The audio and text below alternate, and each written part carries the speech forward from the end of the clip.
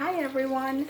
Well, today I'm reading this story. I'm sharing this story with you, and it's called the Snatchabook. This is a very special book to us because it was given to my son Steven by his kindergarten teacher.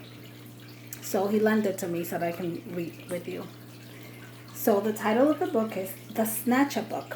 Who's Stealing All the Stories? By Helen Doherty and Thomas Doherty. The Snatchabook.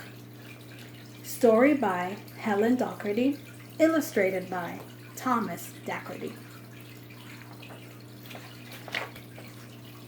One dark, dark night in Borough Down, a rabbit named Eliza Brown found a book and settled down.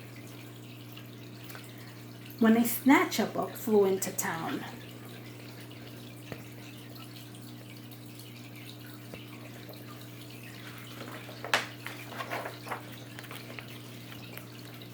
in every house, in every bed, a bedtime book was being read. Look at everyone in their homes reading their bedtime stories.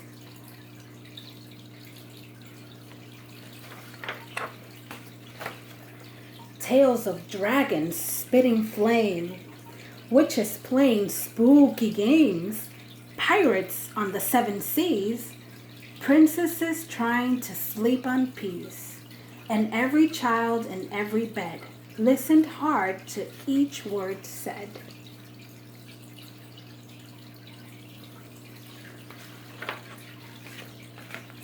Eliza Brown at number 3 was reading quite contentedly. Her curtains opened just a chink. She barely had a chance to blink. Her storybook just disappeared. Eliza found that very weird.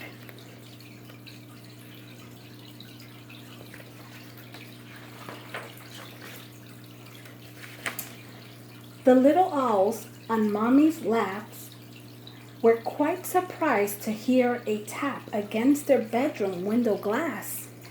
Tap, tap! The noise came really fast. Before they'd even looked around, the book was gone without a sound.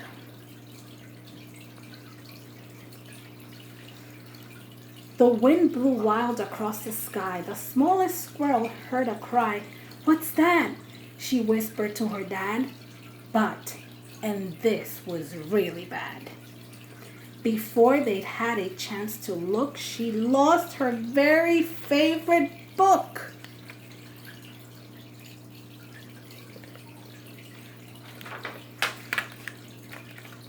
And so it went, night after night. Books disappeared from left and right. 5 books here and 6 books there. The shelves began to look quite bare.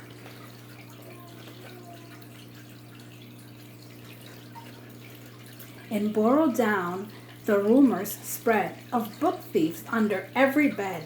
Eliza Brown at number 3 was keen to solve the mystery.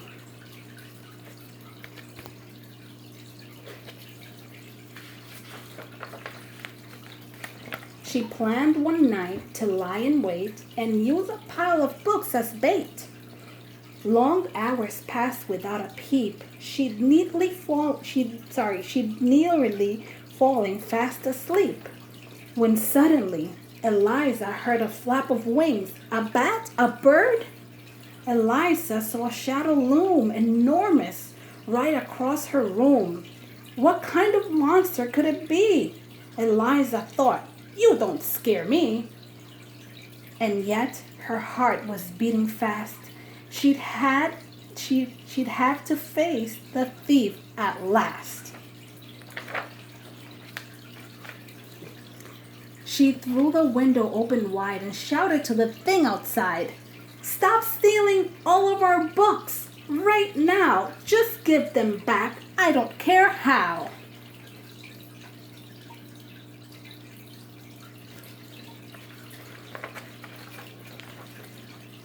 "I'm sorry," came a little voice. "I really am. I had no choice."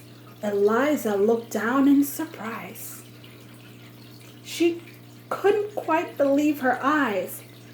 Who are you and what's your name? The creature hung his head in shame.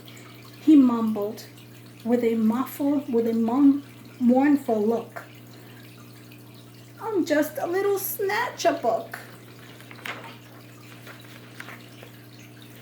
Eliza nodded solemnly. She set the creature on her knee. You can't just come and help yourself to every book on every shelf. A tear rolled from the creature's eye, and softly he began to cry. I know it's wrong, but can't you see? I've got no one to read to me. Eliza sighed. He looked so sad. If he just had a mom or a dad to read him stories every night, well, then he might behave all right.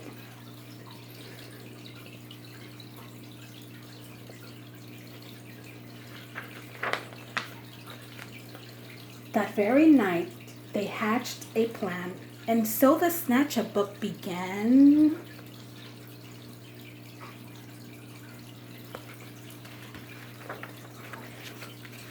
To give back all the books he'd picked. Eliza Brown was very strict. Then, trying hard to prove himself, he stacked them neatly on each shelf.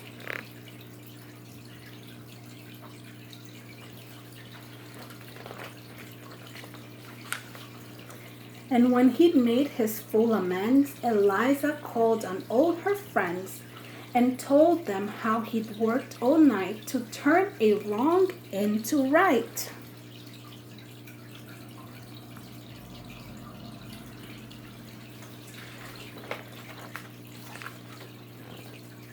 And how each night in Borrow Down, and now each night in Borrow Down, as darkness falls upon the town, in every house, in every bed, a bedtime book is being read.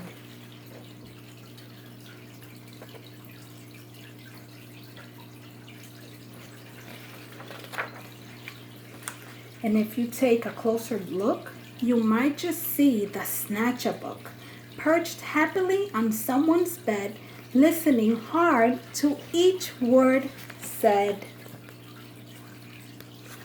He is right here.